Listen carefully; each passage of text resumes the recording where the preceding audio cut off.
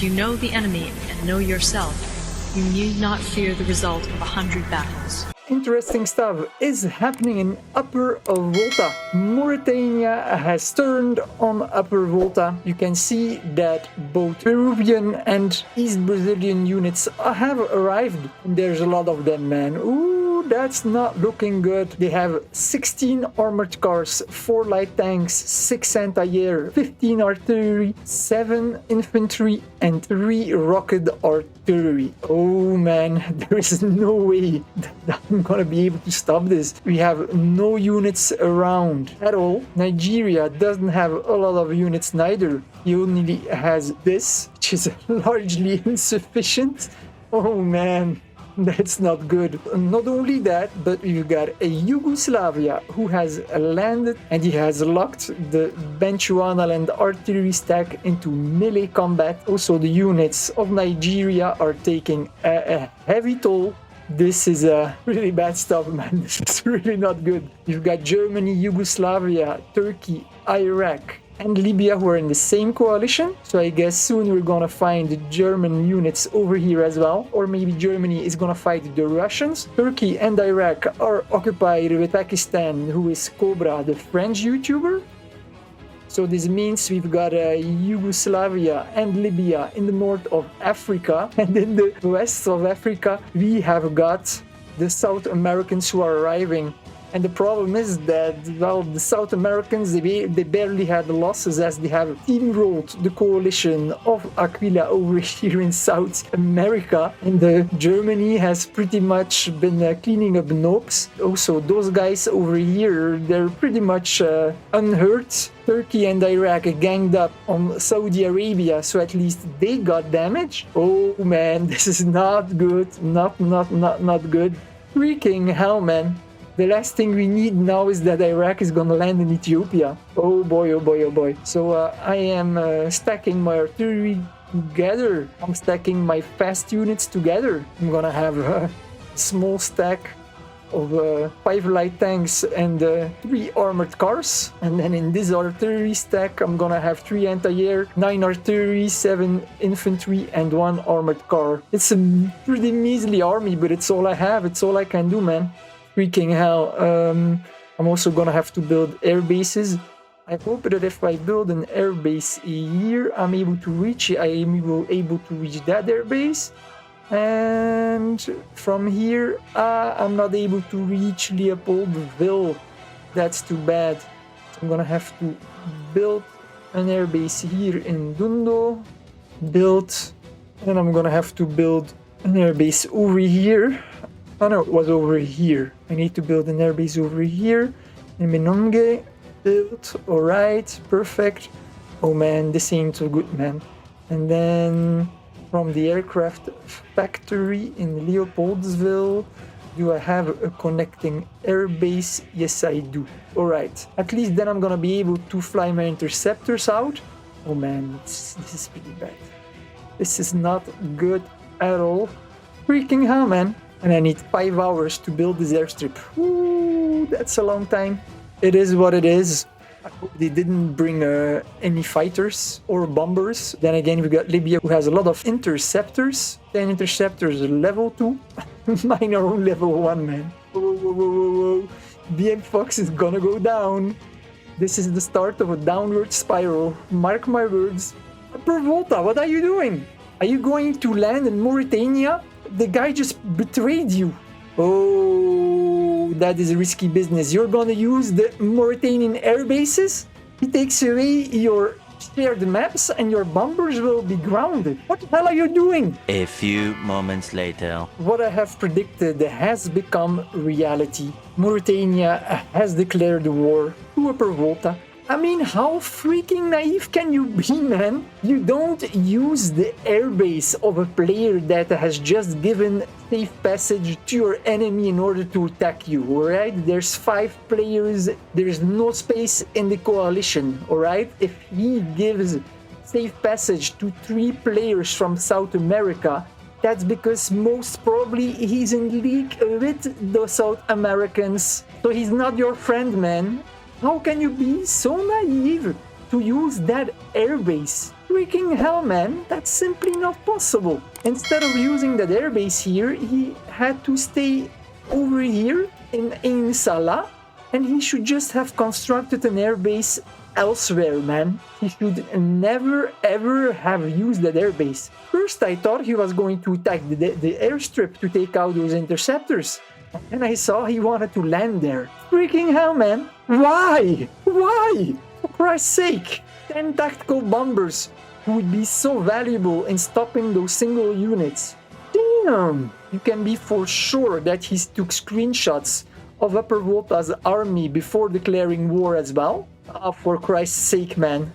So in the West there are 3 South American players plus Mauritania, that is 4. And in the North we have Libya and Yugoslavia, so that is 6 players in total. And we are pretty badly hurt already by the French coalition. The next day. We are 5 hours into day 5, and you can see that Africa has become a giant battlefield. Libya and Yugoslavia in the north, both of them are pushing south. Single units are coming. Bombers are put to work against them. Libya's interceptors are heavily damaged. Also, the armored cars are heavily damaged, but they still keep coming, of course. Bechuanaland has lost most of his stacks.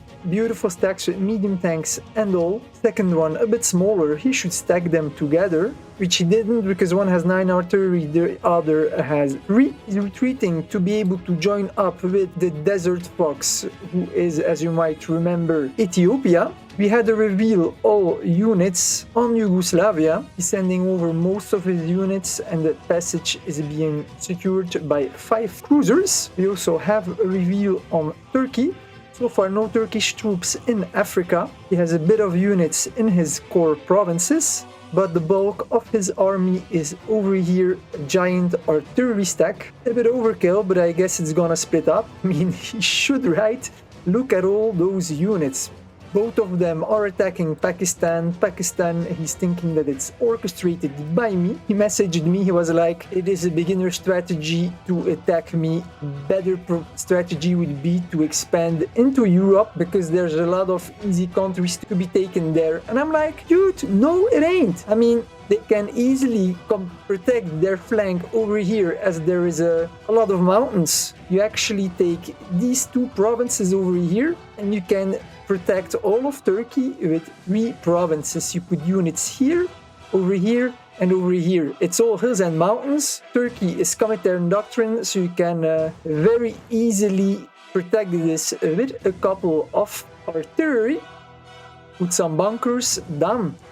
So this leaves you only here a small front line. You can attack full force, and there's no way you can get counterattacked. Why on earth would Iraq and Turkey expand into Europe knowingly that they already have their allies Germany and Yugoslavia in there? Why would they be in Europe with 4 nations? They're just gonna trample each other, right? And why would they move their units to Europe far away from their core provinces if they have a very good player on their border? I mean, if I was Turkey and Iraq, I would take out Pakistan as fast as possible. You can't keep a good player like that on your border, right? On top of it, he's the leader of their group, so they go in full force against Pakistan. What other choice do they have? Keep a good player alive on your border, let him grow stronger while you send your troops to Europe? Well, that's a recipe for disaster, man. Anyway, back to Africa, shall we? We've got Peru and East Brazil who are expanding rapidly now as they split off those armored cars and set them to work. And here you can see the result of not having destroyers with your cruisers. He's being attacked by submarines, which is not the smartest thing to do. You should have always destroyers to protect your ships. I keep repeating it, but even the best players, they don't wanna listen. What can I say? So we've got Ethiopia, who is sending more and more units to at least protect the capital and Lome. Abidjan is also safe for the moment with cruisers.